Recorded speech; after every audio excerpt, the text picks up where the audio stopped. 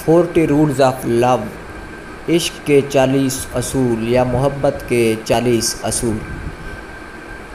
مرکزی ناول پیش لفظ 12ویں صدی کی طرح 13ویں صدی بھی اناطولیہ میں مذہبی تصادم، سیاسی تنازعوں اور طاقت و اختیار کے حصول کی خاطر لامتناہی کھینچا تانی کے آثار میں ایک ہنگامہ خیز دور تھا۔ مغرب میں صلیبیوں نے یروشلم کے راستے میں قسطنطنیہ پر قبضہ کیا اور اسے غارت کیا، جس کا نتیجہ بازنطینی سلطنت کی تقسیم کی صورت میں نکلا۔ مشرق میں انتہائی منظم منگول سپاہ نے عسکری ذہانت کے حامل چنگیز خان کی قیادت میں تیزی سے وسعت حاصل کی۔ اس دوران مختلف ترک قبائل باہمی لڑائیوں میں مصروف رہے اور بازنطینی اپنی کھوئی ہوئی سرزمین، دولت اور طاقت و اقتدار واپس لینے کی تگ و دو کرتے رہے۔ وہ بے مثال انتشار کا دور تھا جب عیسائیوں سے مسلمانوں سے عیسائی اور مسلمانوں سے دست و گریباں رہے۔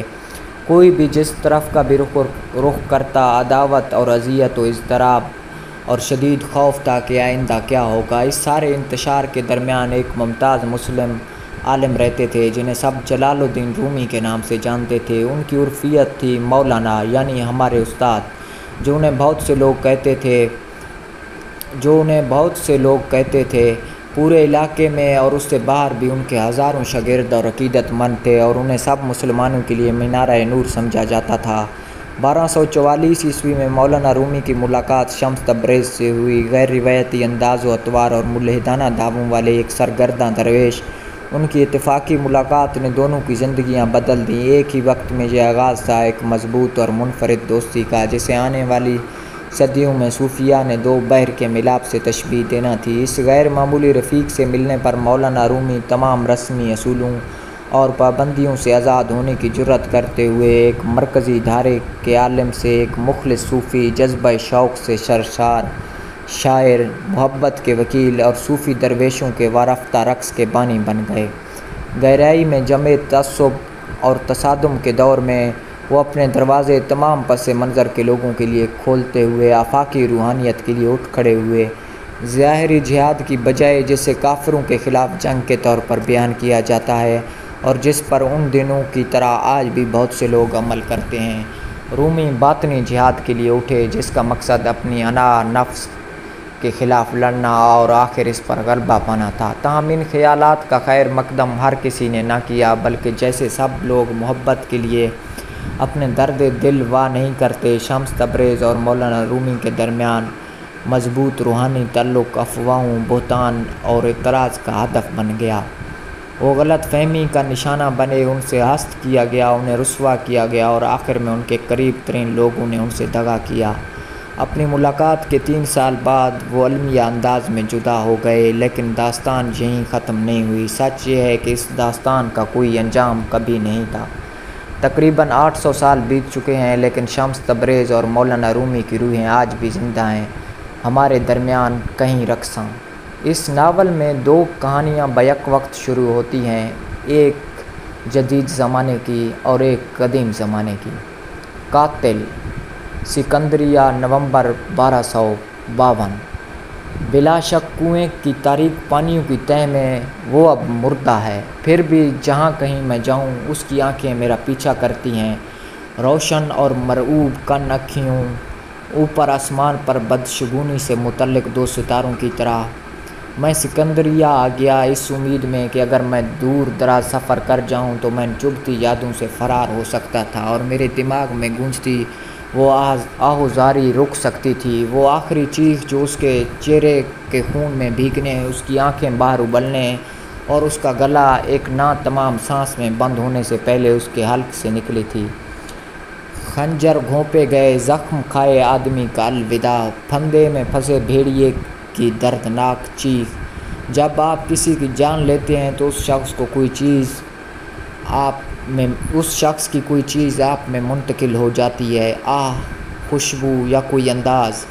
میں اسے ستم رسیدہ کی بد دعا کہتا ہوں۔ یہ آپ کے بدن سے چمٹ جاتی ہے، آپ کی جلد میں گھس کر سیدھی دل کا رخ کرتی ہے اور یوں آپ کے اندر رہنے بسنے لگتی ہے۔ وہ لوگ جو مجھے سڑک پر چلتا پھرتا دیکھتے ہیں کسی طور یہ نہیں جانتے، لیکن میرے اندر ان تمام آدمیوں کے نشانات یا سراغ زندہ ہیں جن کی جانیں میں نے لیں۔ میں کسی نادیدہ ہار کی طرح انہیں اپنی گردن میں پہنتا ہوں، ان کی موجودگی اپنے بدن پر محسوس کرتے ہوئے کسی کسی ہوئی اور بوجھل اگر چاہیے تکلیف دہ محسوس ہوتا ہے، مگر میں اس بوجھ کے ساتھ جینے کا عادی ہو چکا ہوں اور اسے اپنے کام کے حصے کے طور پر قبول کر لیا ہے۔ جب سے قابیل نے حابیل کو قتل کیا، ہر قاتل میں وہ آدمی سانس لیتا ہے جسے اس نے قتل کیا۔ اتنا میں جانتا ہوں، مجھے اس پر پریشانی نہیں ہوتی، اب مزید نہیں، لیکن پھر پچھلے واقعے کے بعد میں اس قدر بری طرح گڑبڑا کیوں گیا تھا؟ اس بار شروع ہی سے سب کچھ مختلف تھا۔ مثال کے طور پر یہ لیں، مجھے ذمہ داری کیسے ملی، یا مجھے اس کے بجائے کہنا چاہیے کہ ذمہ داری نے مجھے کیسے تلاش کیا۔ 1248 کے موسم بہار کی ابتدا میں کونیا میں ایک قہوہ خانے کے مالک کے لیے کام کر رہا تھا۔ دو جنسیہ خواجہ سرا جو اپنے غصے اور غضب کے لیے مشہور تھی۔ میری ذمہ داری تھی طوائفوں کو قابو کرنے میں اس کی مدد کرنا، اور جو گاہک آپے سے باہر ہو جاتے تھے انہیں دھمکانا۔ مجھے وہ دن واضح طور پر یاد ہے۔ میں ایک طوائف کی تلاش میں تھا جو خدا کی تلاش و جستجو میں قہوہ خانے سے فرار ہو گئی تھی۔ وہ ایک خوبصورت لڑکی تھی جس نے ایک طرح سے میرا دل توڑا تھا، کیونکہ جب میں اسے پکڑ لیتا تو میں اس کا چہرہ اس بری طرح سے مسخ کرنے والا تھا کہ کوئی بھی مرد اس پر کبھی دوسری نظر نہ ڈالنا چاہتا۔ میں اس بے وقوف عورت کو پکڑنے کے قریب بھی تھا جب مجھے اپنی دہلیز پر ایک پراسرار خط ملا۔ میں نے لکھنا پڑھنا کبھی نہ سیکھا تھا، سو میں اسے مدرسے لے گیا جہاں میں نے خط پڑھنے کے لیے ایک طالب علم کو ادائیگی کی۔ کھلا یہ کہ وہ ایک گمنام خط تھا جس کے آخر میں درج تھا: چند سچے مسلمان، ہمیں مستند ذرائع سے معلوم ہوا ہے کہ تم کہاں سے ہو اور تم اصل میں کون ہو۔ خط میں لکھا تھا: حشاشین کے پرانے رکن، ہم یہ بھی جانتے ہیں کہ حسن بن صبا کی موت اور تمہارے رہنماؤں کے حراست میں لیے جانے کے بعد تنظیم ویسی نہیں رہی جیسے کبھی ہوا کرتی تھی۔ تم سزا سے بچنے کے لیے کونیا آئے ہو اور تب سے تم بھیس میں ہو۔ خط میں لکھا تھا کہ ایک بڑے اہم معاملے میں میری خدمات کی فوری ضرورت ہے۔ اس میں یقین دہانی کروائی گئی کہ معاوضہ اطمینان بخش ہوگا۔ اگر مجھے دلچسپی تھی تو مجھے ایک مشہور مے خانے میں اسی شام تاریکی پھیلنے کے بعد پہنچنا تھا۔ وہاں پہنچ کر مجھے کھڑکی کے قریب ترین میز پر دروازے کی طرف پشت کر کے سر جھکا کر اور اپنی نگاہیں فرش پر جما کر بیٹھ جانا تھا۔ جلد ہی میرے پاس وہ ایک یا ایک سے زیادہ آدمی پہنچ جاتے جنہیں میری خدمات حاصل کرنی تھیں۔ وہ مجھے وہ تمام معلومات دیتے جن کی مجھے ضرورت تھی۔ ان کے آنے، ان کے جانے اور گفتگو کے درمیان کسی موقع پر بھی میں اپنے سر کو اٹھا کر ان کے چہروں کو نہیں دیکھ سکتا تھا۔ وہ ایک عجیب خط تھا، لیکن پھر میں گاہکوں کے خبتی پن کا عادی تھا۔ برسوں میں میری خدمات ہر طرح کے لوگوں نے حاصل کی تھیں اور ان میں سے بیشتر اپنے نام خفیہ رکھنا چاہتے تھے۔ تجربہ نے مجھے یہ سکھایا تھا کہ اکثر بیشتر جو گاہک زیادہ سختی سے اپنی شناخت چھپانا چاہتا وہ اپنے شکار کے اسی قدر قریب ہوتا تھا، لیکن میرا یہ سر درد نہیں تھا۔ میرا کام تھا قتل کرنا، اپنی ذمہ داری کے عقب میں موجود اسباب کی تفتیش کرنا میرا کام نہ تھا۔ برسوں پہلے جب سے قلعہ الموت کو چھوڑا تھا میں نے اپنے لیے اسی زندگی کا انتخاب کیا تھا۔ میں بہرحال سوال شاذ و نادر ہی کرتا ہوں۔ میں سوال کروں بھی کیوں؟ جن لوگوں کو میں جانتا ہوں ان میں سے بیشتر کم سے کم ایک شخص سے چھٹکارا پانا چاہتے ہیں۔ یہ حقیقت ہے کہ وہ اس بارے میں کچھ کرتے نہیں ہیں، اس کا یہ مطلب نہیں ہے وہ قتل کرنے کی خواہش سے مامون ہیں۔ در حقیقت ہر کوئی کسی نہ کسی کی جان لینا چاہتا ہے۔ لوگ اس بات کو تب تک نہیں سمجھتے جب تک یہ خود ان کے ساتھ پیش نہیں آتا۔ وہ خود کو قتل کے ناقابل سمجھتے ہیں، لیکن یہ صرف اتفاق کا معاملہ ہے۔ بعض اوقات ان کے غصے کو ہوا دینے کے لیے ایک اشارہ ہی کافی ہوتا ہے۔ کوئی با ارادہ غلط فہمی، کسی ذرا سی بات پر جھڑپ، یا پھر بس کسی غلط وقت پر کسی غلط جگہ موجود ہونے پر ایسے لوگوں میں ایک تباہ کن لہر ابھر آتی ہے جو دوسری صورت میں شائستہ اور نفیس لوگ ہوتے ہیں۔ قتل کوئی بھی کر سکتا ہے، لیکن کسی اجنبی کو بے حسی سے ہر کوئی قتل نہیں کر سکتا۔ یہی مقام ہے جہاں میں منظر میں داخل ہوتا ہوں۔ میں نے دوسروں کے حصے کا گندہ کام کیا، حتیٰ کہ خدا نے بھی اپنی مقدس حکمت میں میرے جیسے کسی شخص کی ضرورت کو تسلیم کیا جب اس نے موت کے فرشتے کے طور پر اسرائیل کو لوگوں کی زندگیاں ختم کرنے کی ذمہ داری پر مامور کیا۔ اس صورت میں انسان اس فرشتے سے خوف کھاتے، اسے بد دعا دیتے اور اسی سے نفرت کرتے، جبکہ خدا کے ہاتھ صاف اور اس کا نام بے داغ رہتا۔ یہ فرشتے کے ساتھ انصاف نہ تھا، لیکن پھر یہ دنیا اپنے انصاف کے باعث نہیں پہچانی جاتی ہے نا۔ جب تاریکی پوری طرح پھیل گئی، میں خانے میں پہنچا۔ کھڑکی کے ساتھ والی میز پر چہرے پر زخم کا نشان لیے ایک شخص بیٹھا تھا جو گہری نیند میں لگتا تھا۔ مجھے خیال آیا کہ اسے جگا دوں اور کہیں اور جانے کا کہوں، لیکن شرابیوں کے متعلق آپ کبھی نہیں جانتے کہ وہ کیا رد عمل دیں، اور مجھے محتاط رہنا تھا کہ دوسروں کی زیادہ توجہ مجھ پر نہ ہو۔ سو میں کھڑکی کے سامنے اگلی خالی میز پر بیٹھ گیا۔ زیادہ دیر نہ گزری تھی کہ دو آدمی آئے۔ وہ میرے برابر میں دونوں طرف بیٹھ گئے تاکہ ان کے چہرے نہ دیکھے جا سکیں، اگرچہ مجھے یہ جاننے کے لیے کہ وہ کتنے نوجوان تھے اور اس اقدام کے لیے کس قدر عدم اختیار تھے جو وہ کرنے والے تھے، ان کے چہرے دیکھنے کی ضرورت نہ تھی۔ تمہاری سب سے زیادہ سفارش کی گئی تھی، ان میں سے ایک بولا۔ اس کا لہجہ محتاط ہونے سے زیادہ خائف اور تشویش بھرا تھا۔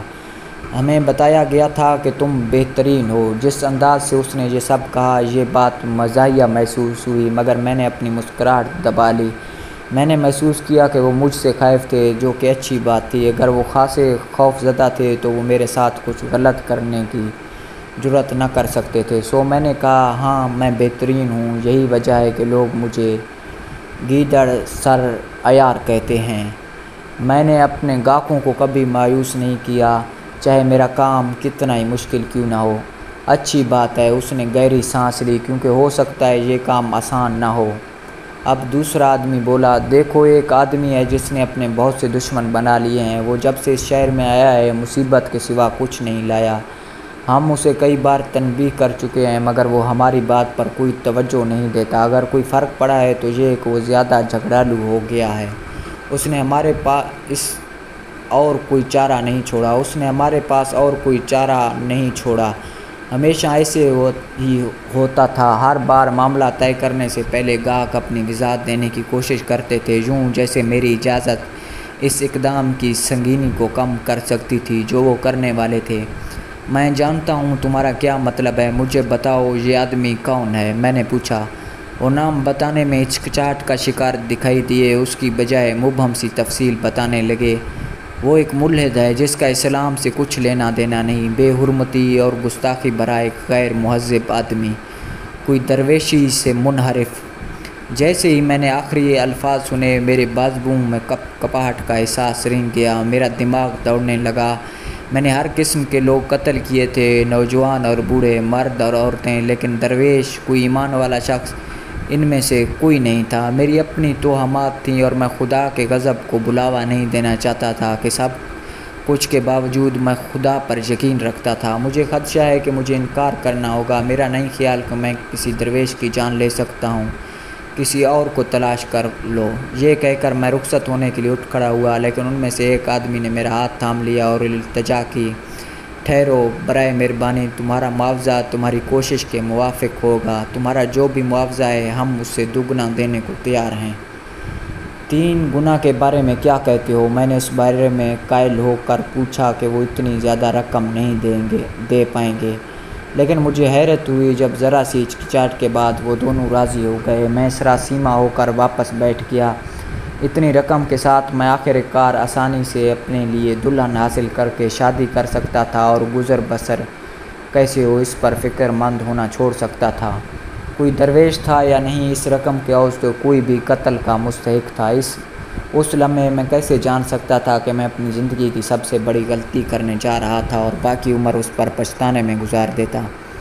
میں کیسے جان سکتا تھا کہ کسی درویش کا قتل اس قدر مشکل ہوگا، اور یہ کہ اس کی موت کے عرصہ بعد بھی اس کی کسی خنجر جیسی تیز نگاہ ہر جگہ میرا پیچھا کرے گی؟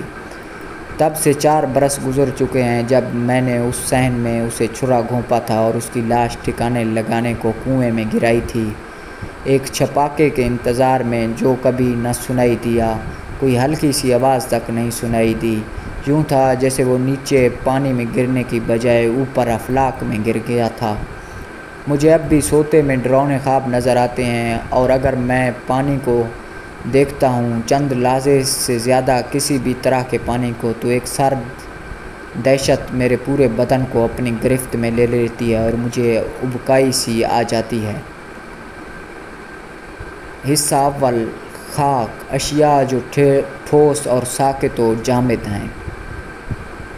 شمس، سمرقند کے باہر ایک کارواں سرائے، مارچ 1242۔ بے کلی سی لکڑی کے شکستہ میز پر بیٹھے، میری آنکھوں کے سامنے موم کی شمعوں کی لوئیں تھر تھرائیں۔ اس شام مجھے جو کشف اپنی گرفت میں لیے ہوئے تھا وہ بے حد روشن اور واضح تھا۔ کھلے ہوئے زرد گلابوں سے بھرے صحن والا ایک بڑا سا گھر اور اس صحن کے درمیان دنیا کی خنک ترین پانی والا کنواں، وہ اور خزاں کی ایک پرسکون شب تھی۔ پس منظر میں چند شب خیز جانوروں کا شور اور بھونکنا تھا۔ ذرا دیر میں مہربان چہرے، چوڑے شانوں اور بادامی رنگ کی گہری آنکھوں والے ایک درمیانی عمر کا شخص میری تلاش میں گھر سے باہر نکلا۔ اس کے تاثرات آزردہ تھے اور اس کی آنکھیں بے پناہ اداس تھیں۔ شمس، شمس، آپ کہاں ہیں؟ وہ دائیں اور بائیں طرف منہ کر کے چلایا۔ ہوا تیز چلنے لگی اور چاند بادلوں کی اوٹ میں چھپ گیا، یوں جیسے جو کچھ ہونے کو تھا وہ اس کا گواہ نہ بننا چاہتا تھا۔ الوؤں کی ہو بند ہو گئی، چمگادڑوں نے اپنے پر پھڑپڑانے بند کیے، حتیٰ کہ گھر کے اندر آتش دان کی آگ تک نہ چٹکی۔ دنیا پر ایک کامل سناٹا چھا گیا۔ آدمی آہستہ آہستہ کنویں کے قریب پہنچا، جھکا اور اندر جھانکا۔ شمس محبی، اس نے سرگوشی کی، کیا آپ یہاں ہیں؟ میں نے جواب دینے کے لیے منہ کھولا مگر میرے لبوں سے کوئی آواز نہ نکلی۔ وہ آدمی مزید آگے جھکا اور ایک بار پھر کنویں میں جھانکا۔ پہلے تو اسے پانی کی تاریکی کے سوا کچھ بھی دکھائی نہ دے سکا، لیکن پھر گہرائی میں کنویں کی تہہ میں اسے کسی شدید طوفان کے بعد پانی پر ہلکورے لیتے کسی شکستہ بیڑے کی طرح بے مقصد سا تیرتا میرا ہاتھ دکھائی دے گیا۔ اس کے بعد اس نے آنکھیں پہچان لیں، دو چمکتے سیاہ پتھر پورے چاند کو گھورتے ہوئے جو اب گہرے سیاہ بادلوں کے عقب سے نکل رہا تھا۔ میری آنکھیں چاند پر یوں جمی ہوئی تھی جیسے آسمانوں سے اپنے قتل کی وضاحت کی منتظر ہوں۔ آہوزاری اور سینہ کوبی کرتے ہوئے وہ آدمی اپنے گھٹنوں کے بل گر گیا۔ انہوں نے اسے مار ڈالا، انہوں نے میرے شمس کو مار ڈالا، وہ چلایا۔ تبھی ایک سائے نے تیزی سے جھاڑیوں کے پیچھے حرکت کی اور تیز مگر دبے قدموں سے وہ کسی جنگلی بلی کی طرح باغ کی دیوار پر چڑھ گیا، لیکن آدمی نے قاتل کو نہ دیکھا۔ شدید کرب و اذیت کے عالم میں وہ چیخا اور چیختا رہا یہاں تک کہ اس کی آواز کسی شیشے کی طرح کرچی کرچی ہو گئی اور چھوٹے چھوٹے نوکیلے ٹکڑوں کی صورت رات میں بکھر گئی۔ ارے تم کسی دیوانے کی طرح چیخنا بند کرو، یہ ناگوار شور بند کرو یا پھر میں تمہیں باہر نکال دوں گا۔ میں نے کہا منہ بند کرو، تم نے سنا نہیں؟ بکواس بند کرو۔ بلند لہجے میں یہ الفاظ ادا کرنے والی آواز مردانہ تھی جو دھمکانے والے انداز میں قریب آتی جا رہی تھی۔ ذرا مزید دیر کو اپنے اس تصور کے اندر ہی رہنے کو ترجیح دیتے ہوئے میں نے یوں ظاہر کیا جیسے میں نے اسے سنا ہی نہیں۔ میں اپنے موت کے بارے میں مزید جاننا چاہتا تھا۔ میں ان رنجیدہ ترین آنکھوں والے شخص کو بھی دیکھنا چاہتا تھا۔ کون تھا وہ؟ اس کا مجھ سے کیا تعلق تھا؟ اور وہ خزاں کی رات میں اتنی شدت سے مجھے کیوں تلاش کر رہا تھا؟ لیکن اس سے پہلے کہ میں اپنے کشف پر ایک اور نگاہ ڈال پاتا، کسی نے کسی اور جہت سے میرے بازو کو تھاما اور مجھے اتنی شدت سے جھنجھوڑا کہ مجھے اپنے منہ میں اپنے دانت بجتے محسوس ہوئے۔ وہ مجھے دوبارہ اسی دنیا میں کھینچ لے آیا۔ آہستگی سے متذبذب میں نے آنکھیں کھولیں اور اپنے برابر میں کھڑے آدمی کو دیکھا۔ وہ کھچڑی داڑھی اور گھنی مونچھوں والا ایک دراز قد فربا شخص تھا۔ میں اسے سرائے کے مالک کی حیثیت سے پہچان گیا۔ تقریباً فوراً ہی میں نے اس کے بارے میں دو چیزوں پر توجہ کی، یہ کہ وہ سخت بات چیت اور تشدد سے لوگوں کو دھمکانے والا آدمی تھا، اور یہ کہ اس وقت وہ مشتعل تھا۔ تم کیا چاہتے ہو؟ میں نے پوچھا۔ تم میرا بازو کیوں کھینچ رہے ہو؟ میں کیا چاہتا ہوں؟ سرائے کا مالک ماتھے پر بل ڈال کر گرجا۔ میں چاہتا ہوں کہ تم گھوڑ دوڑ والوں کے لیے چیخنا بند کر دو۔ یہ چاہتا ہوں میں۔ تم میرے گاہکوں کو ڈرا کر بھگا رہے ہو۔ واقعی کیا میں چیختا رہا ہوں؟ خود کو اس کی گرفت سے آزاد کرتے ہوئے میں زیر لب بڑبڑایا، تم شرط لگا لو کہ تم چیخ رہے تھے، تم کسی ایسے ریچھ کی طرح چلا رہے تھے جس کے پنجے میں کوئی کانٹا گڑ گیا ہو۔ تمہیں ہوا کیا تھا؟ کیا تم رات کا کھانا کھاتے اونگ گئے تھے؟ تم نے ضرور کوئی ڈراؤنا خواب دیکھا ہوگا۔ میں جانتا تھا کہ یہ واحد معقول وضاحت تھی، اور اگر میں نے یہی کہہ دیا تو سرائے کا مالک مطمئن ہو جائے گا اور مجھے تنہا چھوڑ دے گا۔ پھر بھی میں جھوٹ بولنا نہیں چاہتا تھا۔ نہیں برادر، میں خوابیدہ نہیں تھا، نہ ہی میں نے برا خواب دیکھا تھا۔ میں نے کہا، در حقیقت مجھے کبھی خواب دکھائی نہیں دیے۔ پھر تم اس سب چیخنے چلانے کا کیا سبب بیان کرو گے؟ سرائے کا مالک جاننا چاہتا تھا۔ مجھے الہام ہوا تھا، وہ بہت مختلف بات ہے۔ اس نے مجھے ہکا بکا تاثر کے ساتھ دیکھا اور کچھ دیر اپنی مونچھوں کے سرے چباتا رہا۔ آخر وہ بولا، تم درویش باورچی خانے کے چوہوں جیسے دیوانے ہوتے ہو، خصوصاً سرگرداں قسم کے درویش۔ سارا دن تم روزے رکھتے اور نماز پڑھتے اور جھلساتے سورج تلے چلتے ہو۔ کوئی حیرت نہیں کہ تمہیں اب بھی وہم میں دکھائی دے رہے ہوں، تمہارا دماغ جھلس چکا ہے۔ میں مسکرا دیا، وہ درست بھی ہو سکتا تھا۔ لوگ کہتے ہیں کہ خدا کی راہ میں خود کو گم کرنے اور اپنے حواس گم کرنے میں کم ہی فرق ہے۔ تبھی طباق سے بھرا ایک بڑا سا تشت اٹھائے ہوئے دو خدمتگار لڑکے نمودار ہوئے۔ تازہ بھنی بکری، خشک نمکین مچھلی، مرچ مسالے والا بکرے کا گوشت، گندم کی روٹی، کوفتوں کے ساتھ چنے اور دال کا شوربہ، دمبے کی دم کی چربی کے ساتھ۔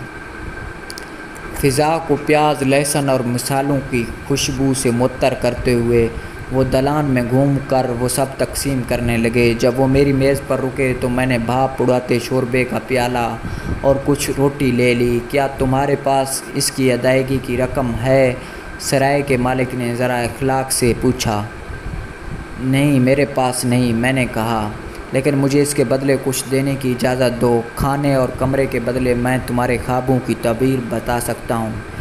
اس بات کا جواب اس نے کولہوں پر ہاتھ رکھ کے کارت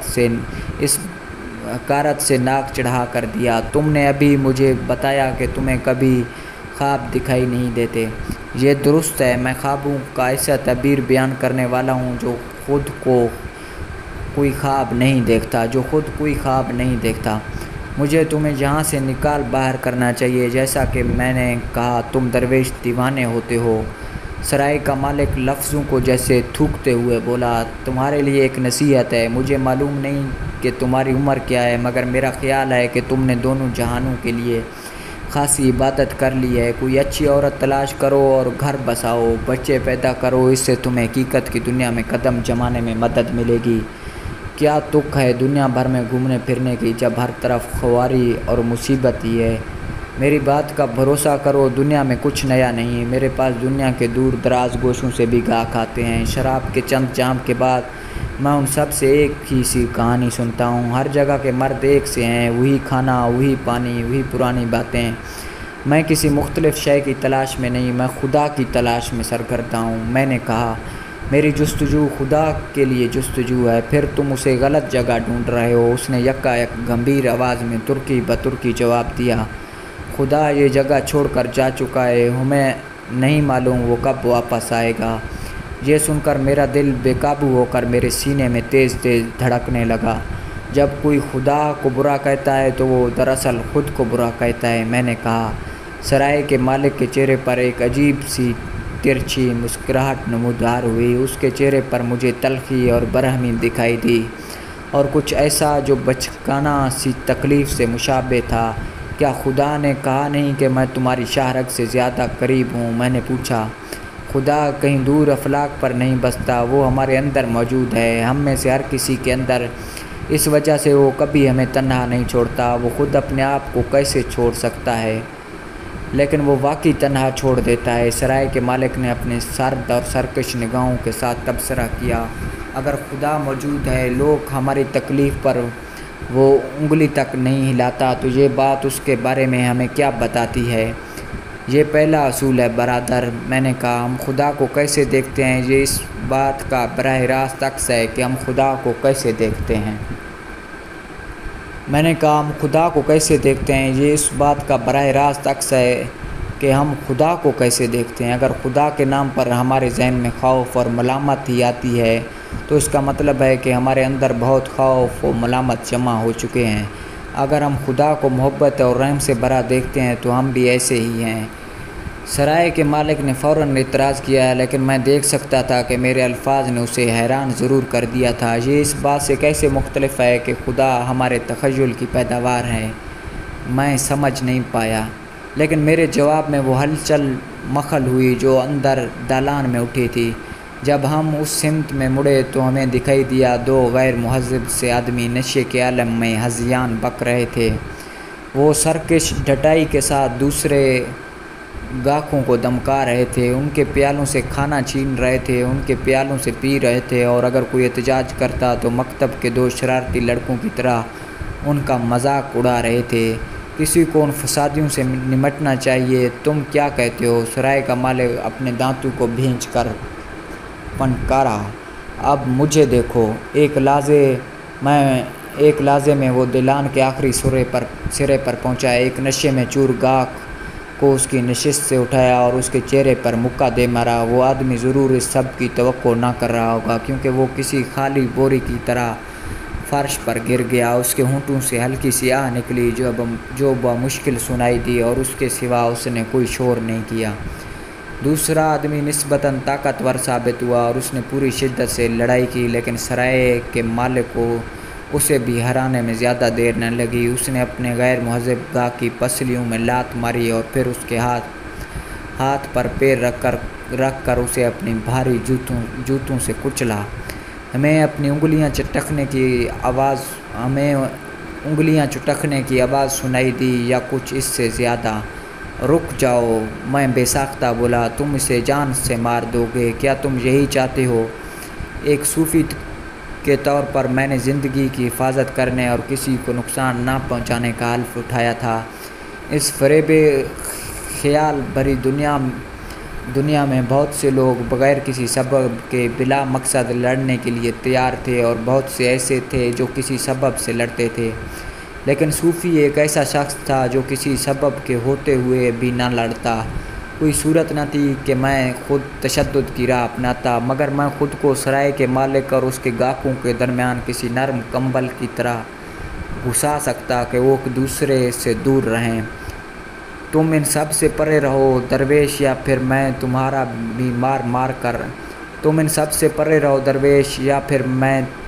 بھی مار کر حشر کر دوں گا، سرائے کا مالک چلایا، مگر ہم دونوں جانتے تھے کہ وہ ایسا کچھ نہ کرتا۔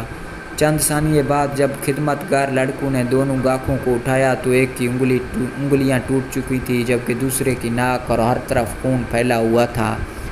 دالان میں ایک خائف سی خاموشی اتر آئی، اپنے اس روب پر متفاخر جو اس نے سب پر طاری کیا تھا۔ سرائے کے مالک نے ایک ترچھی نگاہ مجھ پر ڈالی۔ جب وہ دوبارہ بولا تو یوں لگا جیسے وہ آس پاس ہر کسی سے مخاطب تھا۔ اس کی آواز بلند اور سرکش تھی، کھلے آسمان میں چلاتے کسی حملہ آور پرندے کی طرح۔ تم نے دیکھا درویش، ہمیشہ سے ایسا نہ تھا۔ تشدد میرا عنصر نہیں تھا، مگر اب ہے۔ جب خدا یہاں نیچے موجود ہم لوگوں کو فراموش کر دیتا ہے تو ہم سخت بنانے اور انصاف بحال کرنے کو یہ عنصر ہم عام لوگوں پر مسلط ہو جاتا ہے۔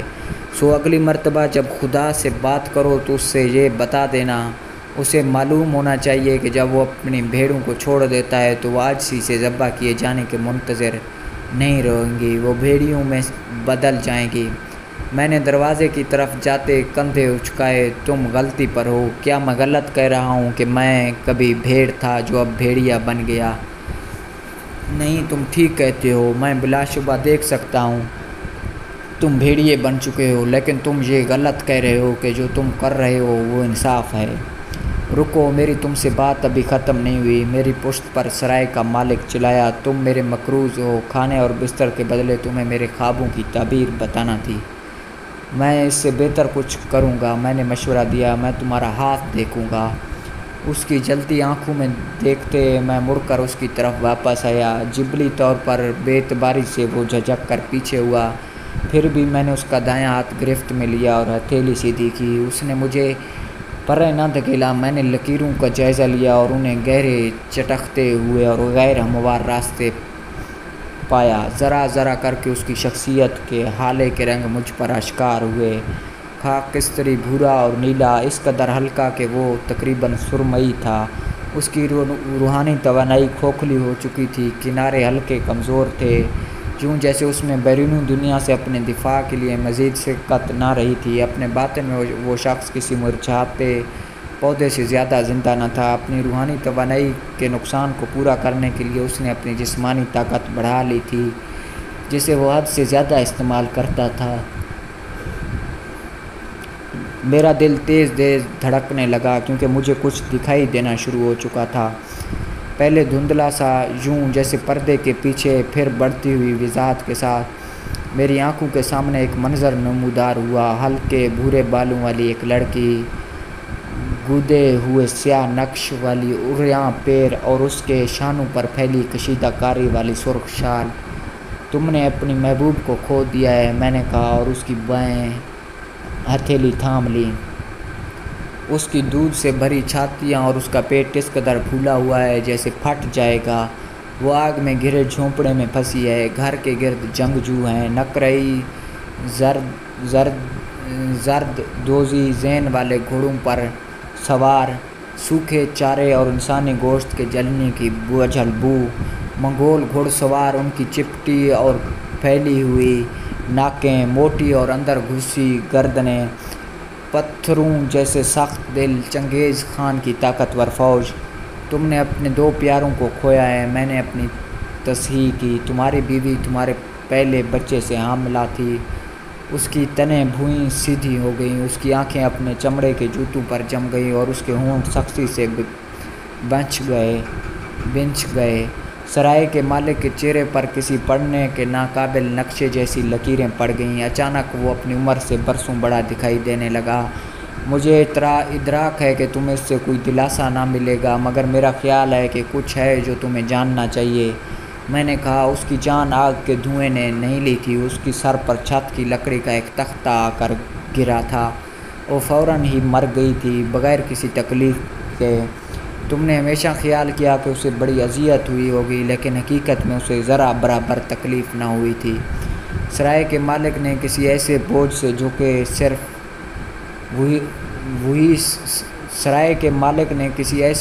جھکے جسے صرف وہی سمجھ سکتا تھا، اپنی بھوئیں اچکا لیں۔ اس کا لہجہ یہ پوچھتے چڑچڑا سا ہو گیا، تم یہ سب کیسے جانتے ہو؟ میں نے سوال نظر انداز کیا، تم اس کی مناسب تدفین نہ کرنے پر خود کو الزام دیتے رہے ہو۔ تم اسے اب بھی اپنے خوابوں میں رینگ کر اس گڑھے سے نکلتے ہوئے دیکھتے ہو جہاں وہ دفن کی گئی تھی، لیکن تمہارا دماغ تمہارے ساتھ کھیل رہا ہے۔ سچ یہ ہے کہ تمہاری بیوی اور بیٹا دونوں ٹھیک ہیں اور ابدیت میں سفر کرتے، روشنی کے کسی دھبے کی طرح آزاد۔ میں نے پھر ہر لفظ کو ناپتے تولتے مزید کہا، تم دوبارہ بھیڑ بن سکتے ہو کیونکہ وہ ابھی بھی تمہارے اندر موجود ہے۔ یہ سن کر سرائے کے مالک نے اپنا ہاتھ یوں پرے کھینچ لیا جیسے اس نے کسی گرم برتن کو چھو لیا ہو۔ میں تمہیں پسند نہیں کرتا درویش، وہ بولا۔ میں تمہیں آج رات یہاں قیام کرنے دوں گا، لیکن یاد رکھو صبح ہوتے ہی چلے جانا۔ میں تمہاری صورت دوبارہ یہاں نہیں دیکھنا چاہتا۔ ہمیشہ ایسا ہی ہوتا تھا، جب آپ سچ بولتے تو لوگ آپ سے نفرت کرنے لگتے تھے۔ آپ جتنا محبت کے بارے میں بات کریں گے، لوگ اتنا ہی آپ سے نفرت کریں گے۔ ایلا، نارتھمپٹن، 18 مئی 2008۔ ڈیوڈ اور جینٹ کے ساتھ ہونے والی بحث کے بعد تناؤ سے پریشان ایلا اس قدر تھک چکی تھی کہ اسے تھوڑی دیر کو دلکش کفر کا مطالعہ ترک کرنا پڑا۔ اسے محسوس ہوا جیسے کسی ابلتے برتن کا ڈھکن اچانک اٹھا دیا گیا ہو، جس سے پرانے تنازع اور نئی ناراضیاں بھاپ کے ساتھ اٹھ رہے تھے۔ بدقسمتی سے وہ ڈھکن اٹھانے والا کوئی اور نہیں بلکہ وہ خود ہی تھی، اور ایسا اس نے اسکاٹ کا نمبر ملا کر اور اسے اپنی بیٹی سے شادی کرنے سے منع کر کے کیا تھا۔ اپنے آنے والی زندگی میں اسے فون پر کی گئی اس گفتگو کے دوران اپنی کہی گئی ہر بات پر گہرا تعصب ہوتا، لیکن مئی کے اس روز اسے خود پر اور اپنے پیروں تلے زمین پر اس قدر یقین اور بھروسہ تھا کہ اس دخل در معقولات کے سنگین نتائج کا اندازہ تک نہ کر سکی۔ ہیلو اسکاٹ، میں جینٹ کی مام ایلا ہوں۔ اس نے خوش مزاج نظر آنے کی کوشش کرتے یوں کہا جیسے اپنی بیٹی کے بوائے فرینڈ سے فون پر بات کرنا اس کا معمول تھا۔ کیا تم مجھ سے ذرا دیر بات کر سکتے ہو مسز روبن سٹین؟ میں آپ کی کیا مدد کر سکتا ہوں؟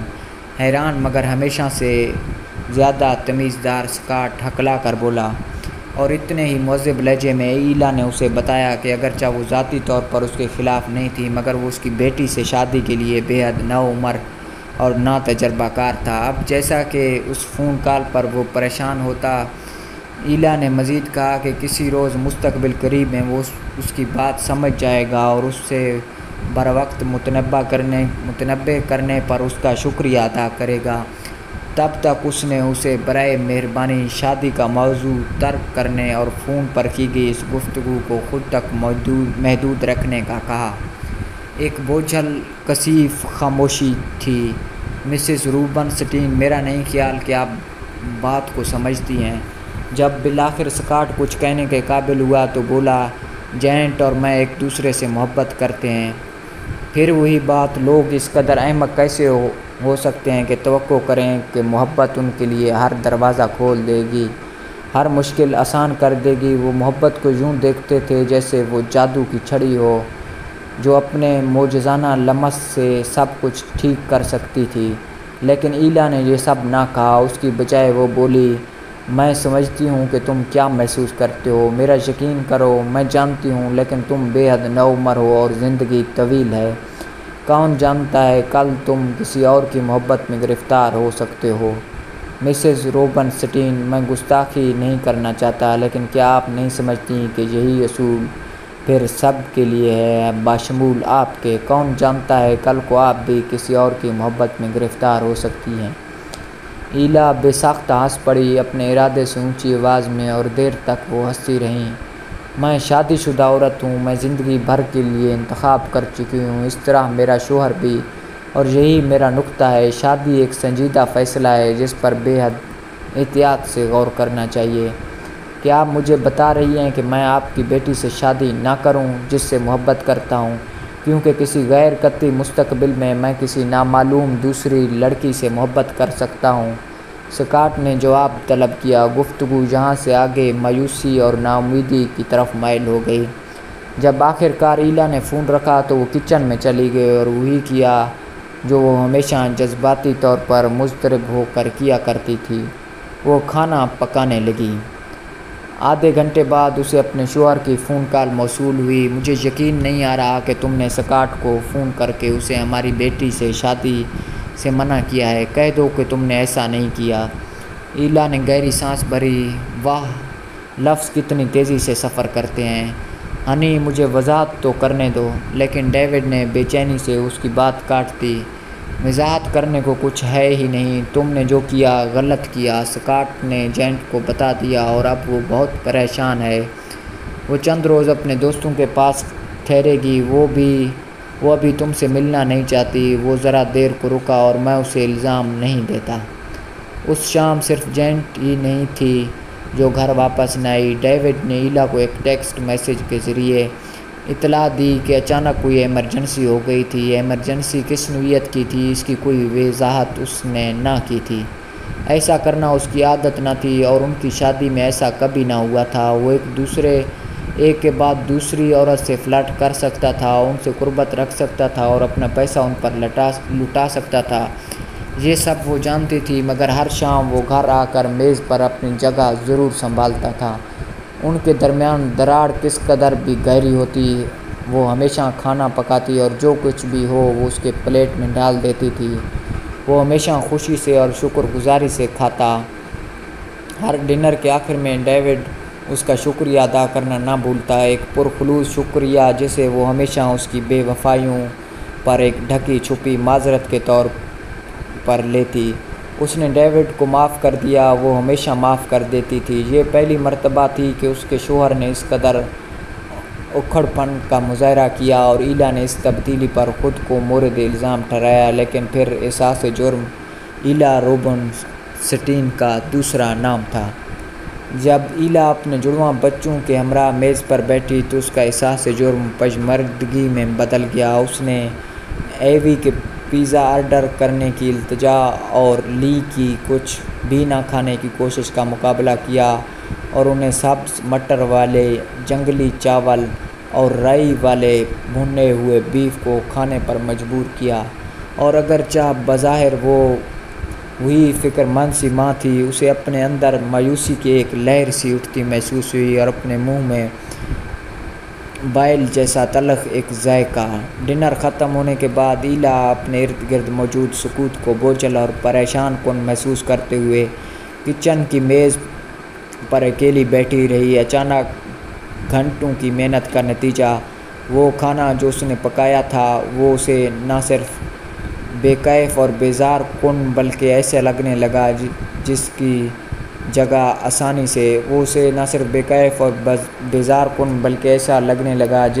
آسانی سے لی جا سکتی تھی۔ اسے اپنے لیے افسوس و ترحم محسوس ہوا۔ قابل ترس بات تھی کہ تقریباً 40 برس کی عمر میں بھی وہ اپنی زندگی کا کچھ نہ کر پائی تھی۔ اس کے پاس دینے کو بہت محبت تھی، لیکن پھر بھی کوئی اس کا متقاضی نہ تھا۔ اس کی سوچوں کا رخ دلکش کفر کی طرف چلا گیا۔ اسے شمس تبریز کے کردار میں دلچسپی محسوس ہوئی تھی۔ اسے کسی شخص کا آس پاس ہونا خواب ہو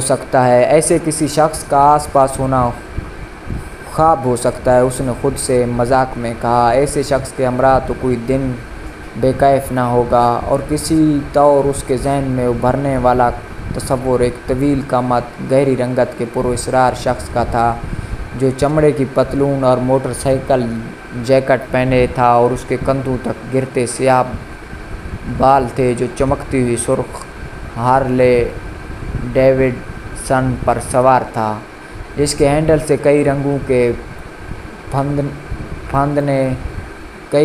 پھندنے سے لٹک رہے تھے۔ وہ اس تصویر پر مسکرا دی۔ ایک وجیح پرکشش صوفی موٹر سائیکل سوار خالی ہائی وے پر تیز رفتاری سے گامزن، اس قسم کے شخص سے مفت لفٹ لے کر سفر کرنا کیا خوب نہ ہوتا؟